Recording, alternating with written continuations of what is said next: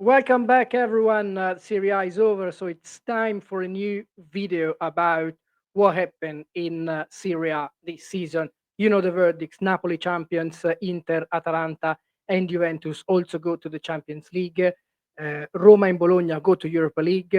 Fiorentina in the Conference League again. Monza, Venezia, and Empoli were relegated to Serie B. But how I want to analyze the um, Serie A title race and generally the season today with you. So let's start with the awards that Serie A put up and that we know were already won, at least one by Scott McTominay, the best overall player in Serie A this season. And um, I think there's no another player who there isn't another player who deserves this more than Scott McTominay. There's a previous video, a couple of previous videos actually, that I published about the Scottish midfielder, deservedly the best player in the tournament in Serie A this season. But there were more awards from Serie A on the best midfielder, best striker, best defender, best goalkeeper, and best under 23 player that I want to go through with you today.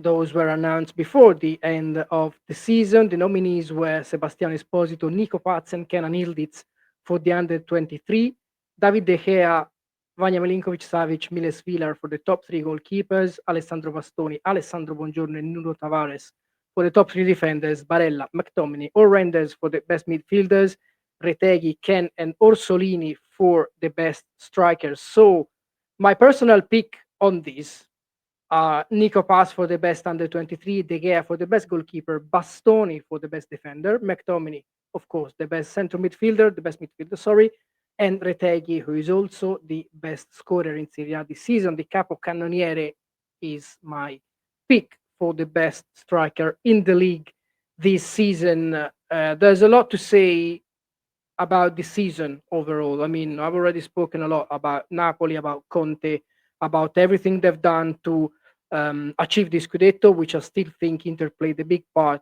of course, in it, because Napoli won with 82 points, which is pretty low compared to the other top divisions and to previous years in Serie A as well. So I think Inter have part of the responsibility, but of course, they played 60 games this season, 19 more than Napoli, which is half a season exactly in Serie A.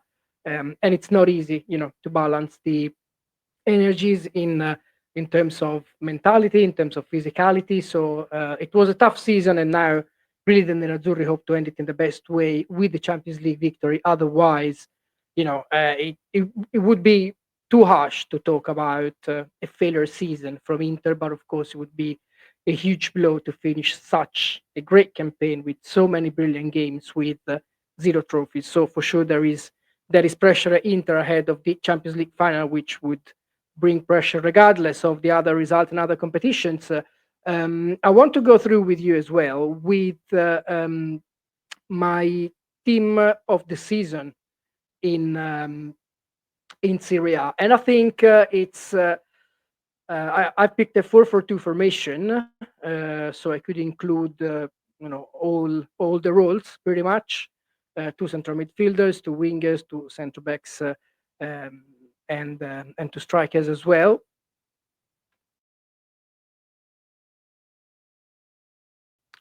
So based on the stats, based on how I like the players, based a little bit on my personal view as well, and the stats of these players too, I picked a 4-4-2 with De Gea in goal, Dumfries, Bastoni, Bongiorno, and Di Marco in defense, which sum up, I think, pretty well um, the uh, the season that Inter and Napoli have had, because it's all their defenders, three Inter defenders and one from Napoli, who's Bongiorno, who didn't play much in the last few games because he was injured, but he had a massive impact. He was one of the best signings of the season, 100%. He played less than 75% appearances with Napoli in Serie A, but his impact was enormous in defense. He quickly became the Napoli leader in defense. Orsolini has been absolutely brilliant this season, 15 goals in Serie A. So it was not easy to leave out Nico Pass, for example, one of the wingers that impressed me.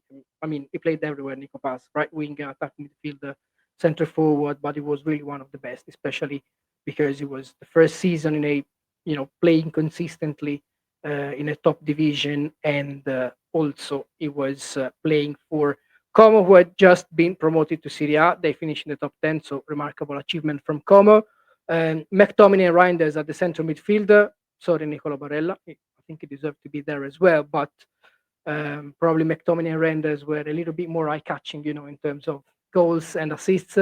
Pulisic is the left winger. This is something really strange because you see 2 Milan players here. Milan have had a terrible season, and just if more players could, level the performances and match the performances from Pulisic and Reinders, who knows what kind of season Milan would have had. But they finished eighth. They are out of a European placement, and they will start the new season around August, mid-August, with the second round of Coppa Italia. So the preseason will start slightly earlier for the Rossoneri compared to their domestic rivals. The strikers, pretty easy here. Retegui and Ken, the best two scorers in Serie A this season. Retegui won the Capocannoniere despite not having scored over the last few games. Ken netted his final goal in Udine for Fiorentina's win against Udinese 3-2, and qualification once again for the Conference League for the Tuscans.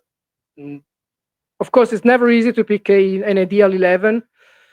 But I think those were ultimately their standout players. There are a lot of players that have gone under the radar for one reason or another, in many roles, and were not included in my um, ideal 11, just because, of course, you gotta pick just 11 players. It's not too easy to be a coach.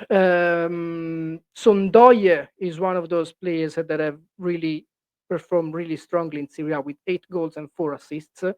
Zambo Anguissa, he was the goal scorer from midfield for Napoli in the first part of the season and finished with 6 goals and 4 assists. So very important contribution again, especially in the first part of the season. Well, McTominay, he always scored consistently, but in the first part, it was more Zambo Anguissa as the player who remarkably finished actions as well, because he's really strong, as we know, on the defensive side of things as well. Barella, 3 goals and 6 assists.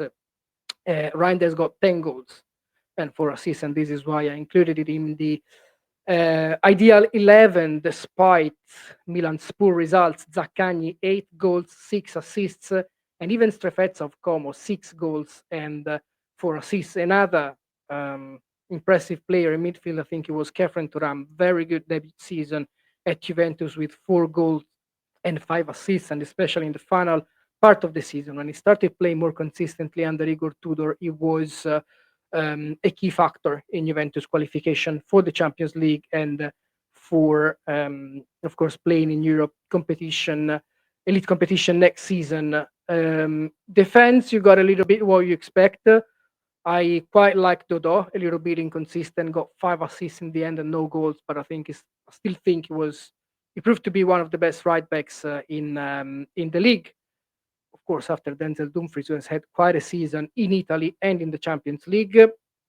Um, Even Carlos Augusto, the replacement for Di Marco, have had 3 goals and 3 assists, mostly as a substitute. So really impressive, and it proves that Inter did have that depth needed to go all the way in Serie A and Champions League. They did go all the way in Serie A, but unfortunately they missed one last step, and so the title went to Napoli again for the second time in 3 years. Cambiaso of Juventus got 2 goals and 3 assists, and I think is likely underperformed compared to expectations, especially after a busy January window in which he was linked with Manchester City and more recently Liverpool as well. But few injuries, things were not going exactly well with Thiago Motta, so he was still a very good left back and right back. He played in every position, but I think he's slightly overperformed compared to the expectations at the start of the season. Gosens of Fiorentina got 5 goals and 3 assists, and even Zappacosta got 4 goals and 2 assists. He was supposed to be one of the backups to Bellanova and Ruggeri at Atalanta, but it ended up being a regular starter for Ladea. I want to finish with video by checking the most expensive signings from last summer, and there are some quite surprising names and controversial names, I would say as well, because a lot of the players you will see here failed to justify the huge price tags. So um, I will show you this list from Transfer Market. You will see some players listed as new signings when in truth they're not really new signings, like Davide Frattesi. He's here because he was technically signed permanently from Inter this summer, I mean last summer, 2024. So he's still there, but he won't count, of course, as a new signing. So Cop Miners and Douglas Luiz, the most expensive signings from last summer, two big fails for Juventus. Didn't contribute almost at all. Cop Miners scored a few goals here and there, but then nothing really even comparable to what he had done at Atalanta over the last few seasons. So I think it's somebody that we will see again next season. Contrary to Douglas Luiz, I think if he and Juventus find another good option, he may leave the Bianconeri already, because on the pitch and off the pitch has been really a disaster for Douglas Luiz, who was practically the best midfielder in the Premier League in 2023-24. 50 million was the price tag for Juve, and they paid a little bit less because of Enzo Barrenechea and Samuel Ealing Jr. moves to Aston Villa last summer, but still the investment was not matched by his performances on the pitch.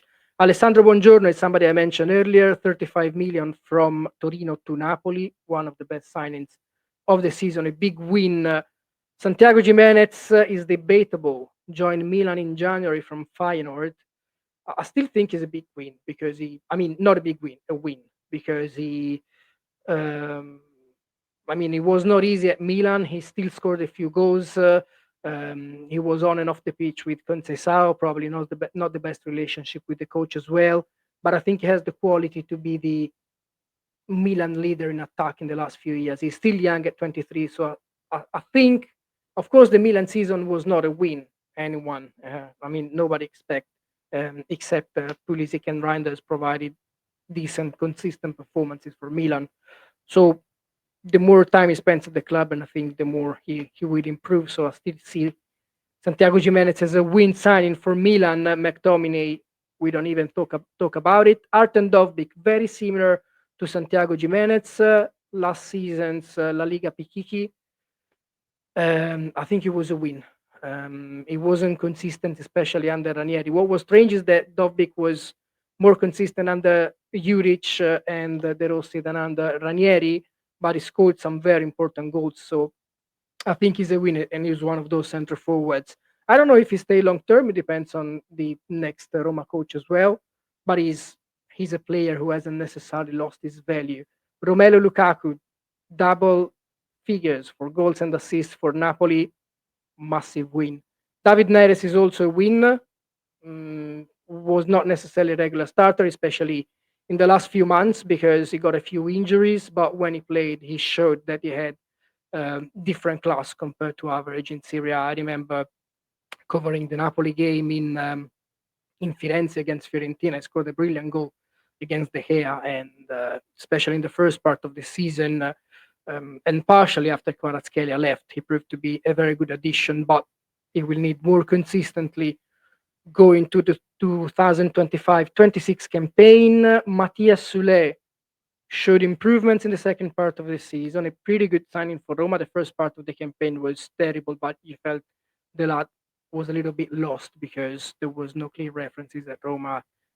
It was hard, an already hard situation off the pitch, so it wasn't easy to adapt. But I think in the end, it was a win signing as well, who hasn't necessarily um, lost or decreased his value after his first season at Roma. Charles De Catelleri is somebody who's been at Atalanta for longer than one season. The 10th most expensive signing has to be Matteo Retegui for Atalanta. And yet again, what else can we say about Retegui? Best scorer in Serie A this season. I'm going through his stats before finishing this video, talking about the capocannoniere of the current campaign.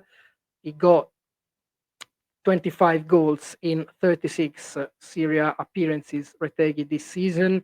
I also picked him as one of the two strikers in the team of the season in Serie A, and clearly it's a very big win for Atalanta because he only joined the club for, I think it was around 30 million when Scamacca got injured last summer, even less, 20 million, 20, 21 million for Retegui. It's the fee that Atalanta paid last summer, and it was a very good signing, very good deal indeed, because Atalanta qualified for the Champions League and Retegui became the capocannoniere. This was all for the Serie A season review. We've gone through some of the best players, some of the most disappointing players, some underrated players in Serie A this season, but there's so many things to talk about. Juventus, La Nazionale, Champions League final, Milan appointing Tare. There are so many talking points to discuss over the next few days. So stay tuned, subscribe to the channel because there will be so much to talk about this summer, really. Speak to you soon, guys. Thank you.